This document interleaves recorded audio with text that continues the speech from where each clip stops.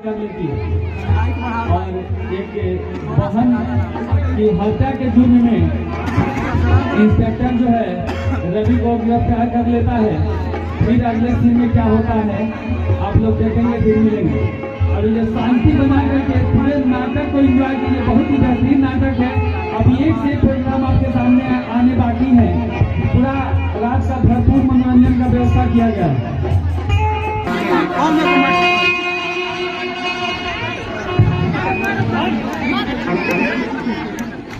Hello, बोल बोल बोल, तूने मनीषा की हत्या की है या नहीं?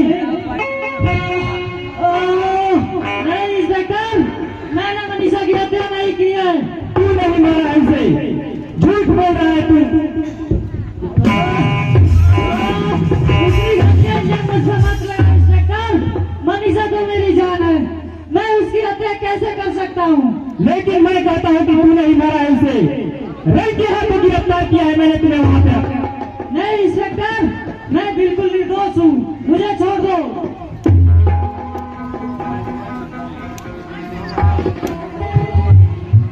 हेलो, इंस्पेक्टर विजय स्पीकिंग। जैन सर, नहीं सर, अभी तक तो कबूल नहीं किया है, लेकिन आप चिंता न कीजिए। इंस्पेक्टर विजय तो मुर्दों से भी सच उगलवा लेता है सर। ये तो फिलहाल जिंदा लाश बनकर मेरे पास खड़ा है, आप चिंता न कीजिए। Thank you sir. चुपचाप अपना जुर्म कबूल कर ले, वरना जान से मार दूंगा। मैंने कोई गलती नहीं की इंस्पेक्टर, फिर कौन सा जुर्म कबूल कर लूं? अगर मुझे मारना ही चाहते हो तो मार दो, लेकिन एक बात याद रखो, जब तक मैं अपनी बहन का मौत का बदला तेज प्रताप से नहीं ले लेता, तब तक तुम क्या, मौत भी मेरा कुछ नहीं बिगाड़ सकती। तेज प्रताप से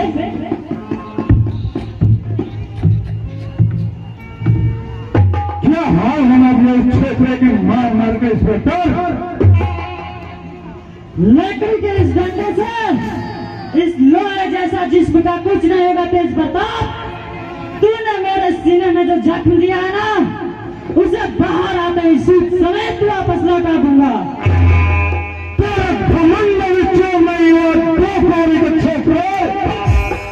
तुझे लगता है कि तू बाहर आएगा, तू बाहर नहीं आएगा। तेरे लिए तो फांसी से फंदा तैयार कर चुका है। फांसी तो मुझे जरूर होगी तेज प्रताप, लेकिन उसे देखने के लिए तुम जिंदा नहीं रहोगे। इंस्पेक्टर, इसकी जुबान कांटे की तरह चल रही है। इसे इतना मारो कि साले की हड्डी पसली एक हो जाए। मैं तेरे बाप का गुलाम नहीं, मैं तेरे बाप का गुलाम नहीं। यह पुलिस स्टेशन है, तुम्हारे बाप का जागीर नहीं। ज्यादा बकबक करोगे तो रवि की जगह तुम नजर आओगे। अपनी जुबान पे लड़ेंगे, तेज प्रताप से लड़ रहा है तुझे बर्बाद कर दूंगा। अरे जा जा, तुम जैसे कि डर की धमकी से नहीं डरता। इंस्पेक्टर विजय नाम है मेरा। चुपचाप यहाँ से चला जा, वरना रात मैं को बाहर निकल दूंगा। इंस्पेक्टर जा रहे हो, तेज प्रताप से बोल रहा है तू, बहुत मांगा पड़ा तुझे, तेरी पार्टी दिला दूंगा। चलो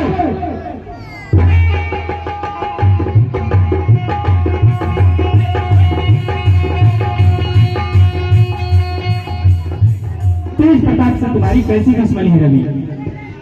उस कमीने का नाम मत लो इंस्पेक्टर, उसने तो मेरी जिंदगी का रुख ही बदल दिया है। पैदा होते ही मेरी मां मुझसे बिछड़ गई और जवानी में बाप का साया उठ गया। एक बहन थी जिसे देखकर मैं जी रहा था, उसे भी तेज प्रताप ने मुझसे दूर कर दिया।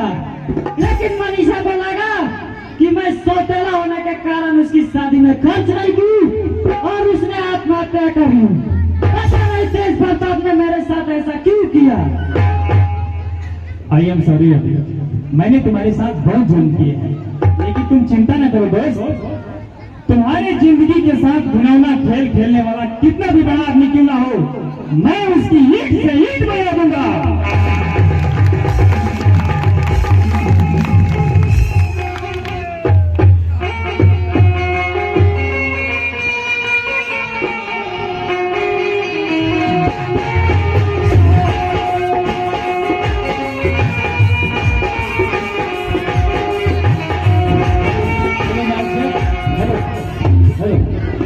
अभी आप लोग इस शानदार सीन का आनंद उठा रहे थे।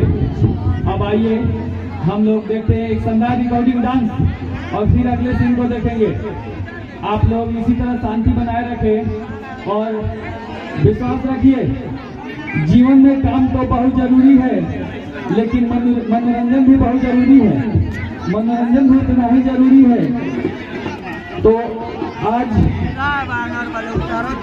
गिरफ्तार किया गया है और 2 वकील हैं, जज हैं, पुलिस पदाधिकारी हैं और एक जोरदार बहस होती है। चलिए इस दृश्य में हम लोग देखते हैं, फिर मिलते हैं अगले दृश्य के लिए। धन्यवाद।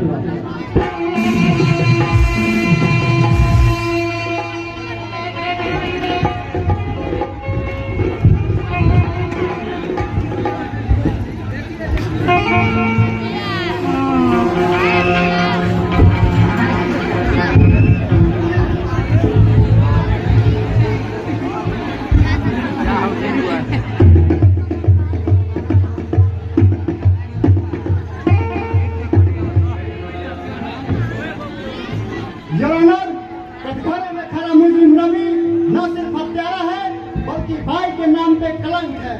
जिम्मेदारी से बचने के लिए इसने अपने ही बहन को अपने पैरों तले रौंद दिया। अगर इसे कड़ी सजा नहीं दी गई तो फिर कोई भी बहन अपने भाई के हाथों में राखी बनना पसंद नहीं करेगी। इसने जिस हाथ पे राखी बनवाया आज उसी हाथ से अपनी बहन की हत्या कर दी है। ये झूठ है जज साहब। मैं अदालत से दरखास्त करूंगा कि मुजरिम रवि को फांसी की सजा दी जाए ताकि भाई बहन का पवित्र रिश्ता बेदाग रहे। ऑब्जेक्शन योर ऑनर, जिस मर्द को हत्या का रूप दिया जा रहा है दरअसल वह आत्महत्या का मामला है।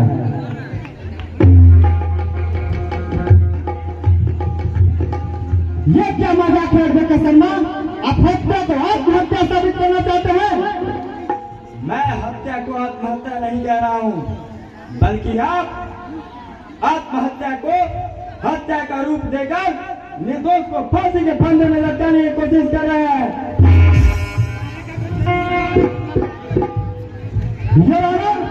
एडवोकेट शर्मा बेटों की बात कर रहे हैं। शादी के मंडप में बैठी दुल्हन भला आत्महत्या कैसे कर सकती है?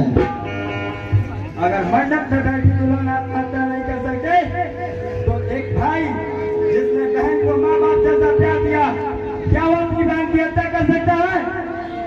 मनीषा की मौत का एकमात्र जिम्मेदार तेज प्रताप है योर ऑनर।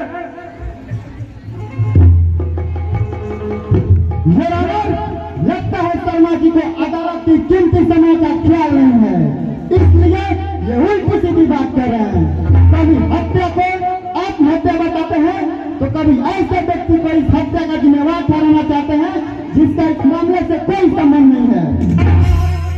तेज प्रताप का इस मामले से संबंध है योर ऑनर।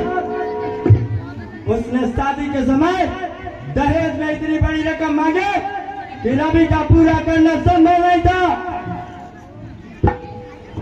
अपनी गरीबी के कारण मनीषा गरीबी की भेंट चढ़ गई और मैं अदालत से आग्रह करूंगा कि रवि को बाइज्जत बरी कर दी जाए और तेज प्रताप पर मुकदमा दर्ज करने का आदेश दिया जाए।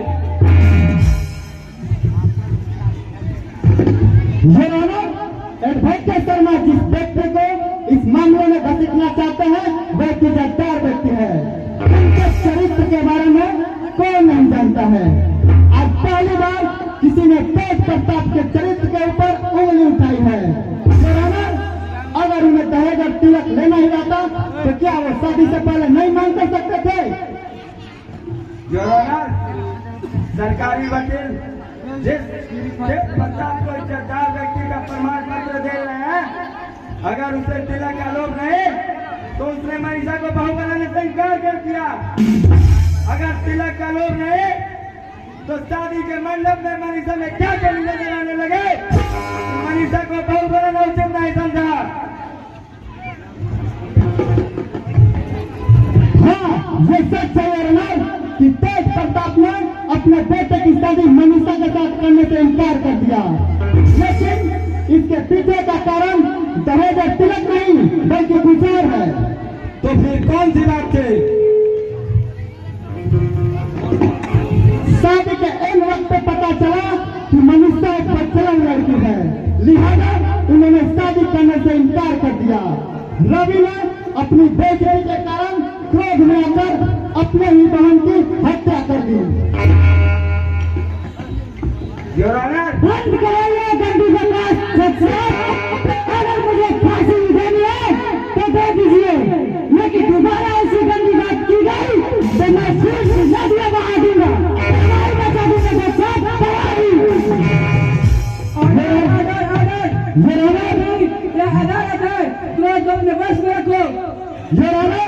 मेरे पास कई ऐसे सबूत और गवाह हैं जो ये साबित कर सकते हैं कि मुजरिम रवि ने ही अपनी बहन की हत्या की है। योर ऑनर, घटना के समय वहां रवि, मनीषा और पड़ोस के रामू के अलावा कोई नहीं था। फिर वकील साहब क्यों मोड़ के गवाहों से एक मासूम की जिंदगी को तबाह करना चाहते हैं, मुझे समझ में नहीं आ रहा है। लगता है एडवोकेट शर्मा की दिमागी हालत ठीक नहीं है, इसलिए ये उल्टी सीधी बात कर रहे हैं। शर्मा जी का कहना है कि घटना के समय सिर्फ 3 लोग उपस्थित थे।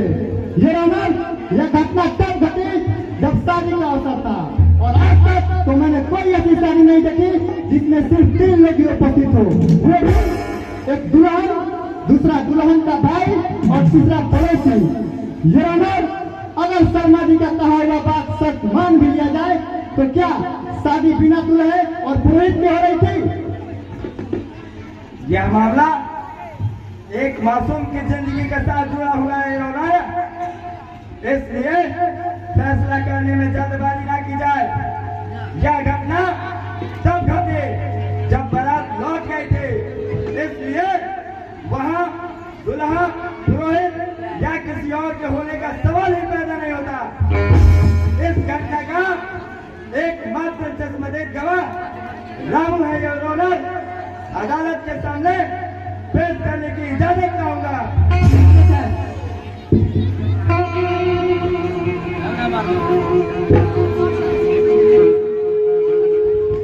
मिस्टर रामू काका हाजिर हो।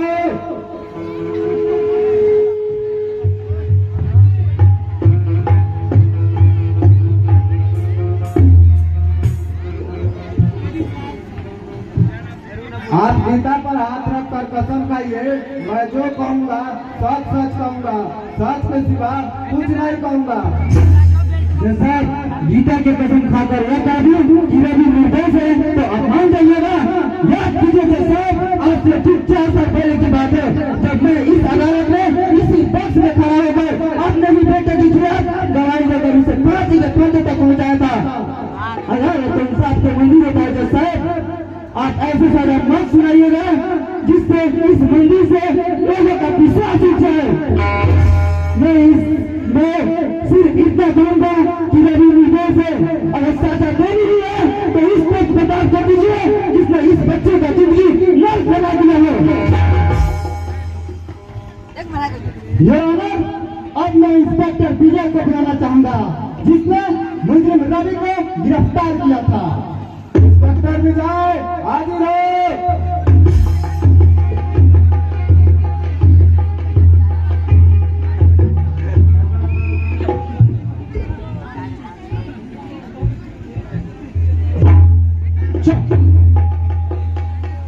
इंस्पेक्टर विजय, जब आपने रवि को गिरफ्तार किया तो वो किस हालत में था?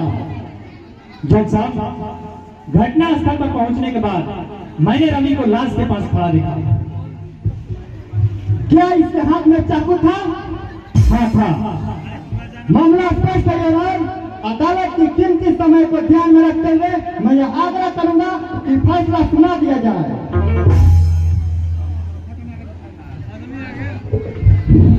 तमाम सबूतों और गवाहों के बयानों को मद्देनजर रखते हुए यह अदालत मुजरिम रवि को मनीषा का हत्यारा मानती हुई ताजीरत हिंदी दफा 302 के तहत आजीवन कारावास की सजा देती है। The court is adjourned.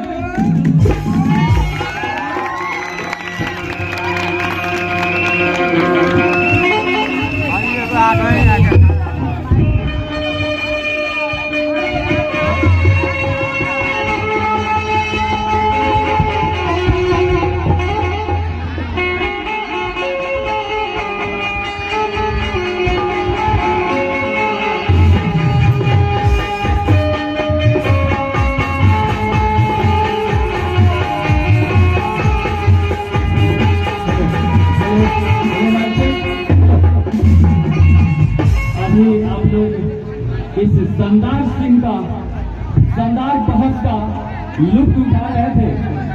अब जो है इस सीन में आप लोगों ने देखा कि रवि को सजा हो जाती है और इस रवि को सजा की खुशी में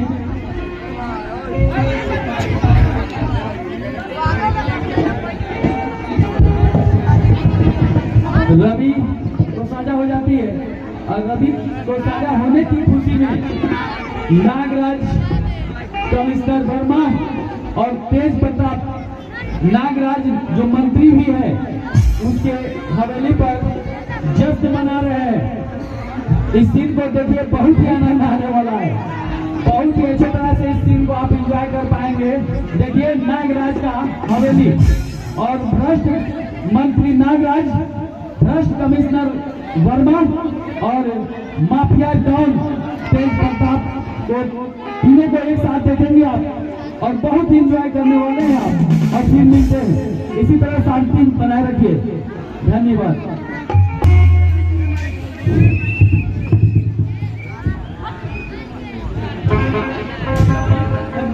आज मैं बहुत खुश हूँ कमिश्नर वर्मा, बहुत खुश। अपने रास्ते के एक कांटे को आज ठिकाने लगाने के बाद मैं बहुत खुश हूँ। बहुत प्रयत्न करने लगा था साला गंदी नाली का कीड़ा मंत्री नागराज के ऊपर हाथ उठाने के बाद और जिंदगी भर जेल के सलाखों के पीछे चक्की पीसता रहेगा साला। घूस से नहीं करने मंत्री जी, उसके दादा को प्रेम जाल में फंसाकर मेरा जीना हराम कर दिया था। जब से परिणाम दे गया है, मेरी आंखों को भी वापस लौट आइए मंत्री जी। हम अपने दुश्मनों की अगर जान ले सकते हैं तो दोस्तों के लिए वैसे बात कहाँ भी बना सकता हूँ। मैं चाहता तो इसे सजाए मौत भी दे सकता था, लेकिन इसे ना तो मेरी और ना इसकी मंसूरा पूरी होती। अभी तो आपके लिए हमने कुछ नहीं किया है कमिश्नर साहब।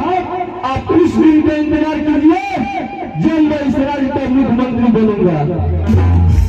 आपकी यह इच्छा भी जरूर पूरी होगी मंत्री जी।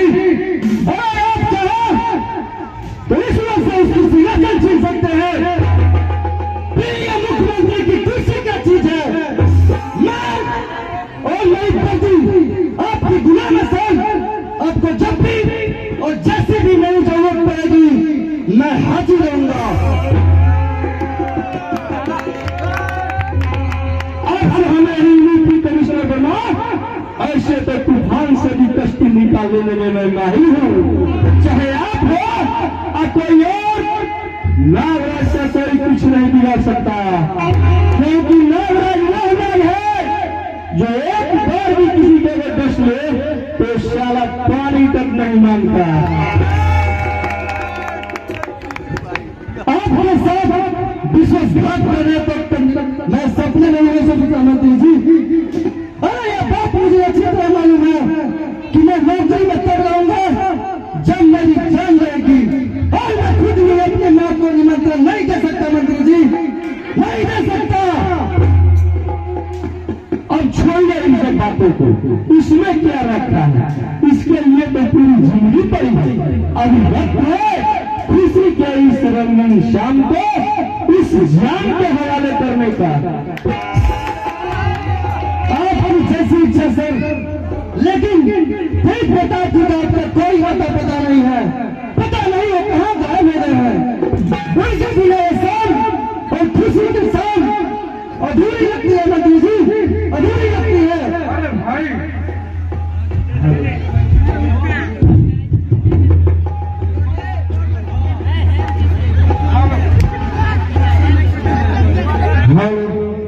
अरे भाई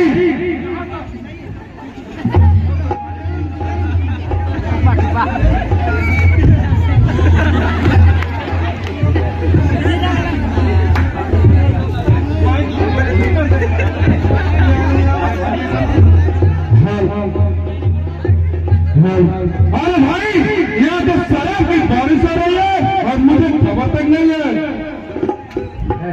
आइए आइए तेज प्रताप जी, आपके दिया गए शक्ति शराब जहर से मालूम पड़ती है। आपका ये रंगीन शाम तो आप ही ने हमें उपहार में दिया है, इसलिए आज का इस खूबसूरत शाम पर पहला हक आपका बनता है। नहीं नहीं मंत्री जी, ऐसी कोई बात नहीं है। मैंने वही काम किया है जो दूसरों का फर्ज होता है, मगर आपका साथ नहीं होता तो ये काम बिल्कुल से मैं नहीं होता।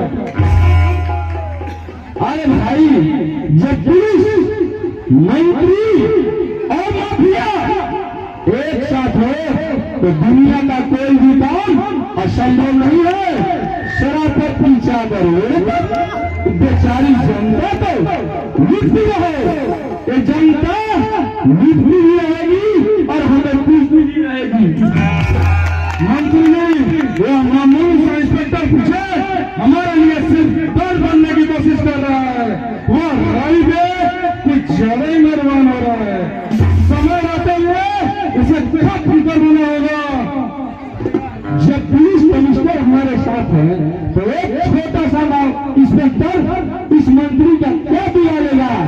अभी नया नया हो और नई नई भर्ती रसी हुई है, इसलिए हाथ पाँव कुछ ज्यादा ही फड़फड़ा रहा है। धीरे धीरे तो खुद सुधर जाएगा और नहीं सुधरेगा तो मंत्री उसे सुधार देगा।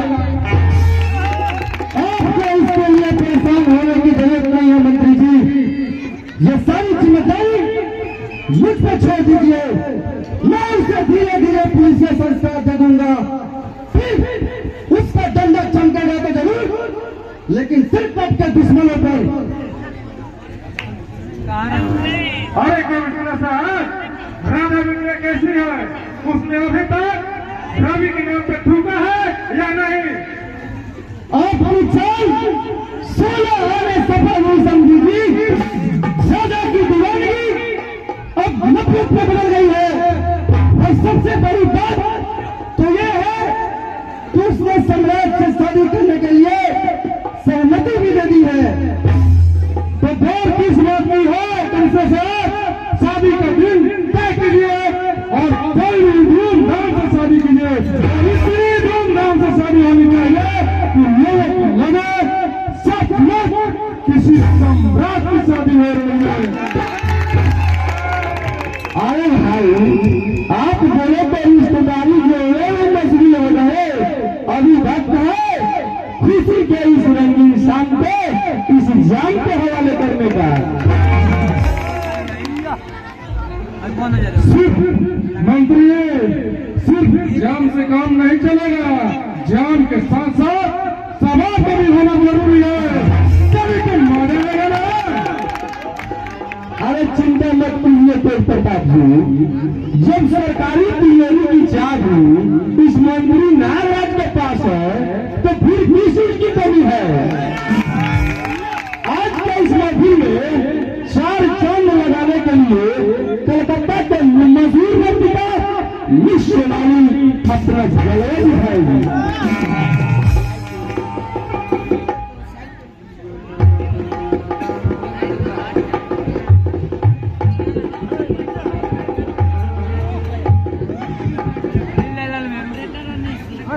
अरे वो मिस सोनाली अपनी खूबसूरत होठों से ऐसा जितना किसी बुढ़े की जानी आ जाए।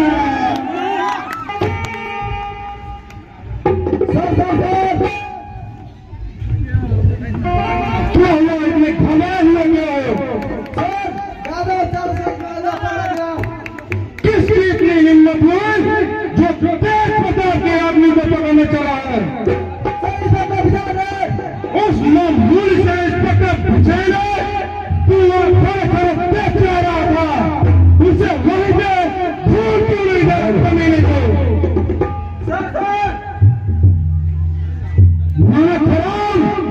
लाना को तेरी जिंदगी को तो जीने के लिए कर ले गोली को।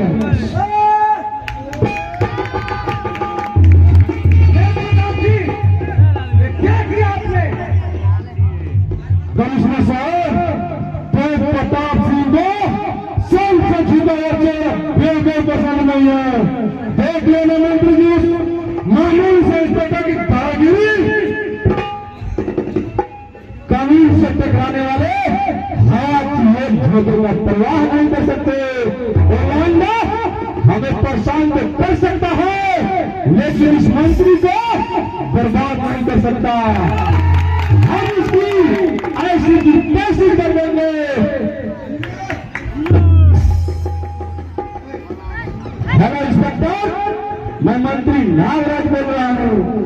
तूने इस आदमी को पकड़ा है तो मेरा आदमी है। जितना जल्द हो सके उतना जल्दी छोड़ दो, वरना तुम्हारे जिस्म से वर्दी को मैं अलग कर दूंगा। मंत्री जी, क्या करा उस छोकरे में? अरे करेगा क्या साला? करेगा इस मंत्री नागराज का काम करेगा। अगर नहीं करेगा तो जीवन भर रहेगा। अरे नया नया है और नई नई वर्दी लगी हुई है, इसलिए हाथ का कुछ ज्यादा ही फड़फड़ा रहा है। इस मंत्री के रास्ते का कांटा बना तो शकल भी बिगड़ेगी और साले का अकल भी बिगाड़े आ जाएगा। अच्छा तो मंत्री में अब हम चलते हैं। ठीक है, जाइए, आपका आदमी मंगलिया आपका इंतजार करता होगा।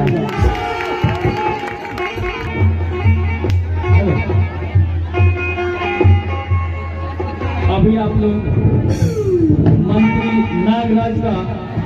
नागराज को भ्रष्ट कमिश्नर माफिया जॉन पेज तक आपको देख रहे थे। कहा गया है कि भ्रष्ट लोग जो है आचरणहीन होते हैं, कैरेक्टर के भी गिरे हुए होते हैं। और देख रहे हैं इनकी अयासी। अब जो है अगला दृश्य आप लोग के सामने जो पेश किया जाएगा वो पोपट और लंपट का होगा। हंसते हंसते बिल्कुल लोटपोट हो जाएंगे आप, विश्वास रखिए। और शांति बना करके इस नाटक का आनंद उठाइए। इन कलाकारों का हौसला बढ़ाने के लिए 1 से 1 रुपया का इनाम दिए हैं छोटे भाई गौरव सिंह जी। धन्यवाद गौरव जी। और डॉक्टर राम प्रसाद जी के द्वारा भी 2 से 1 रुपया का पुरस्कार आया है कलाकारों का हौसला बढ़ाने के लिए।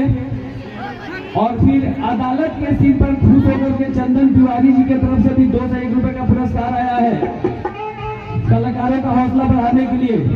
और हमारे वार्ड नंबर 8 के वार्ड सदस्य गुरु चाचा जी के द्वारा भी 1 से 1 रुपए का पुरस्कार आया है कलाकारों का हौसला बढ़ाने के लिए। धन्यवाद सभी को एक साथ। Many thanks for this. चलिए हम अगला दृश्य देखते हैं पोपट और लंपट का। दोनों मूर्ख संतरी हैं और इस नाटक के हास्य कलाकार हैं। और मैं आपको विश्वास दिलाता हूं कि आप हंसते हंसते बिल्कुल जो है लोटपोट हो जाएंगे।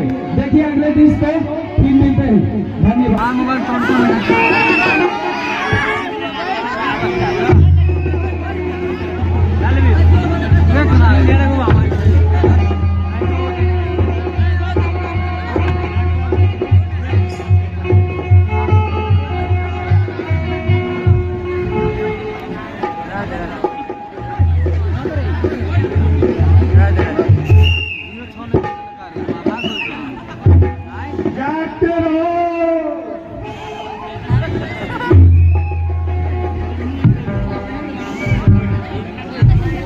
बात बासवर की करी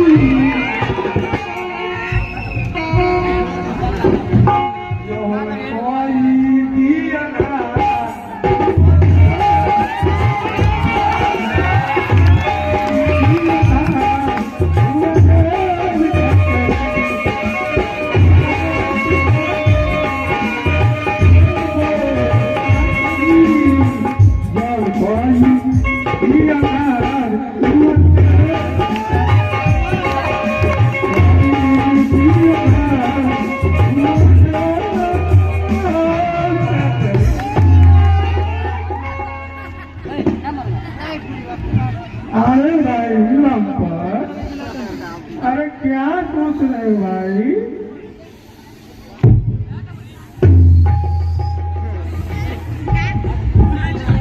अरे मुझे डिस्टर्ब मत कर पोपट, मैं तो अपने भूत भविष्य और वर्तमान के बारे में चिंतन कर रहा हूँ। अरे मेरे भाई, इसमें चिंतन करने की क्या बात है? भूतकाल में तुम जन्म लिए और वर्तमान काल में मेरे साथ यहाँ मक्खी मार और भविष्य काल में दुनिया को टाटा बाबा बोल के नरक में चले जाओगे। अरे नरक में जाए तेरा पुत्र, मेरा बाप तो स्वर्ग में जाके मेरे लिए रिजर्वेशन करा चुका है। तुम स्वर्ग में जाओ चाहे जहन्नुम में, मैं तो नरक में ही जाऊंगा। मेरा बेटा कहता है नरक में खाने के लिए अच्छी अच्छी चीजें मिलती है। अच्छा, तो तेरा बेटा नरक की हवा खा चुका है।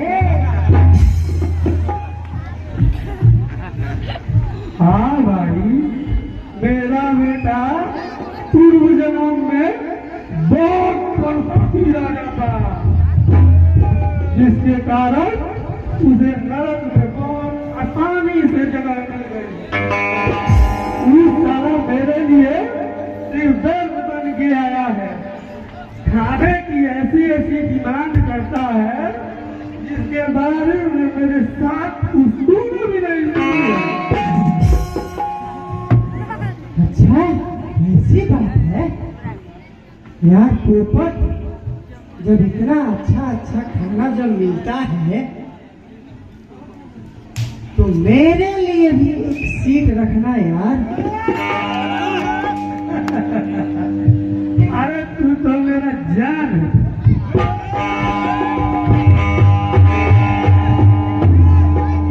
तेरे लिए एक सीट क्या?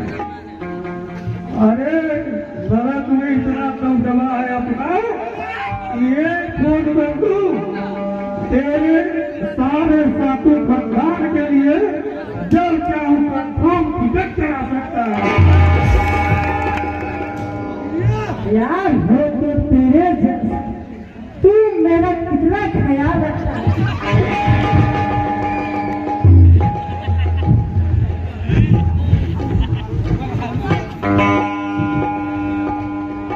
अरे भाई, तू इस घटिया नौकरी में खुश है, मैं इस घटिया नौकरी में नहीं। तू इस घटिया नौकरी में कैसे आया? अरे ये तुझे घटिया नौकरी लगती है? इतना रोजगार कौन सी नौकरी में है? हाथ में राइफल, माथे पे टोपी, कितने आसानी से बैठ के छक मारना। नहीं भाई, तुझे यह नौकरी में अच्छी लगती हो, लेकिन मैं अपनी 7वीं बीवी की कसम खा के कहता हूँ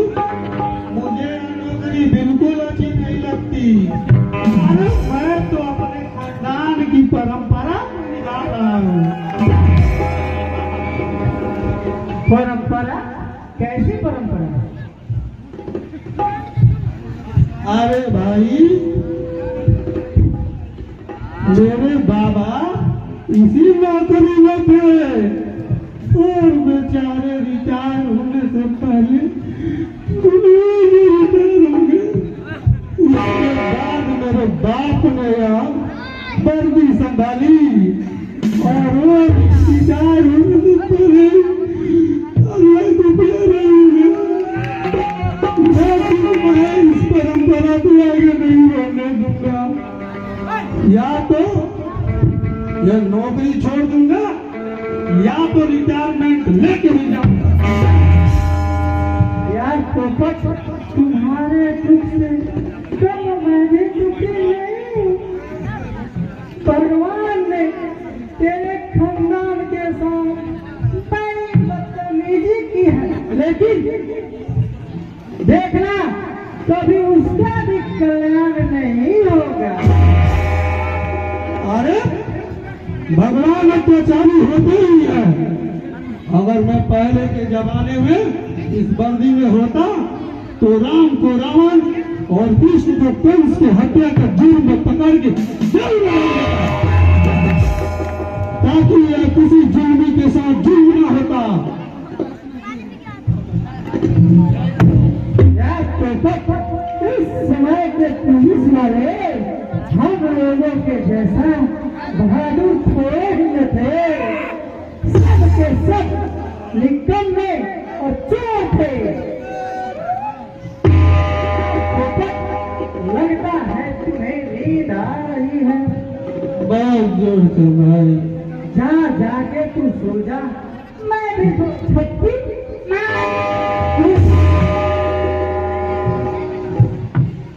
पहली रखे भाई। खैनी तो भाई खैनी क्यों है? हाय हाय निकालो मिलाओ।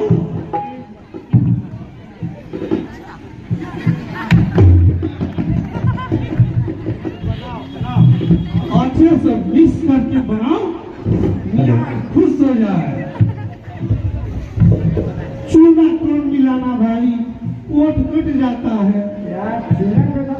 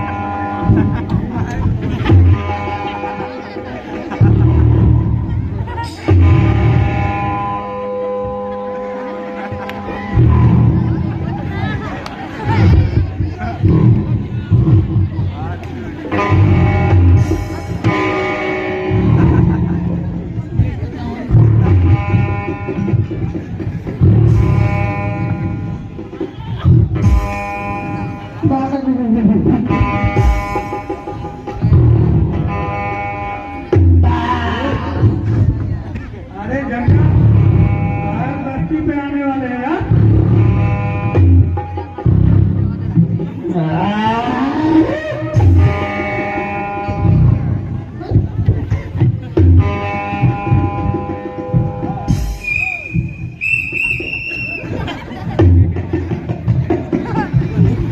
यार तू जग गया? अभी तो मैं स्वप्नलोक में जाके विचरण कर रहा था, तब तक जगा ही दिया, जगा के सारा काम सत्यानाश कर दिया।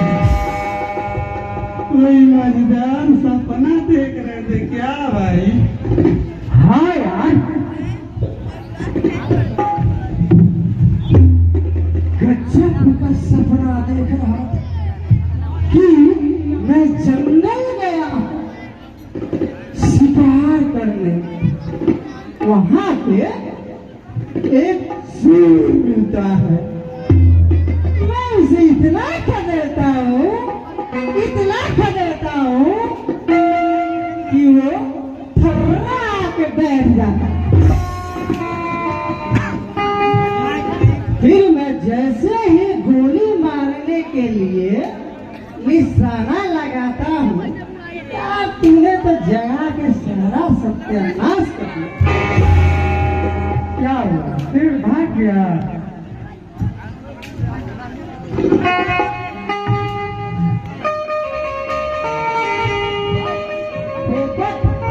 तू बिल्कुल चौपट में थोड़ी देर रुक जाता ना तो मैं उसे मार दिया।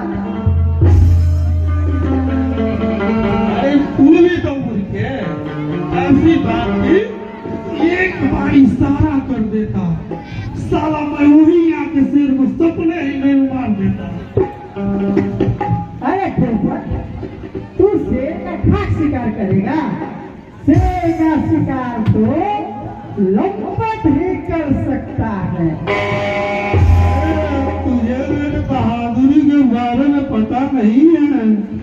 वैसे वैसे लाखों शेर को मार चुका हूं मैं। अरे शेर को क्या मारोगे हिजड़ो? तुम लोगों से तो एक मच्छर भी नहीं मरेगा।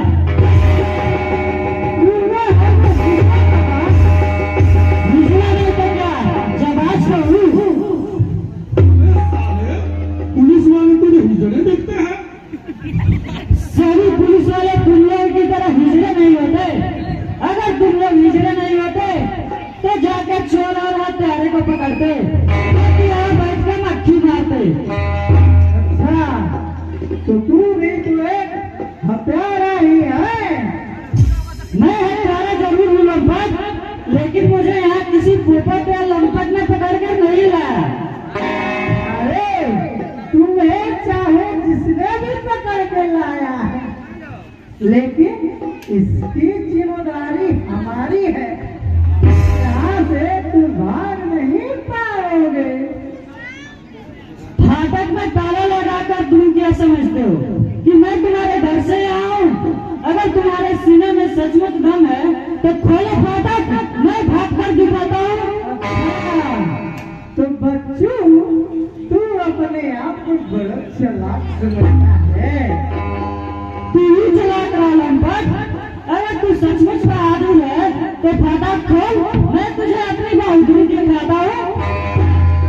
अरे बहुत बकबक करता है साला, खोल ताला। एक काम करके भागता है साला, खोल। तू कहता है तो खोल ही देता हूँ, लेकिन तू मेरे साथ राइफल लेकर मेरे साथ का और देखना कभी इधर भागे ना भागे।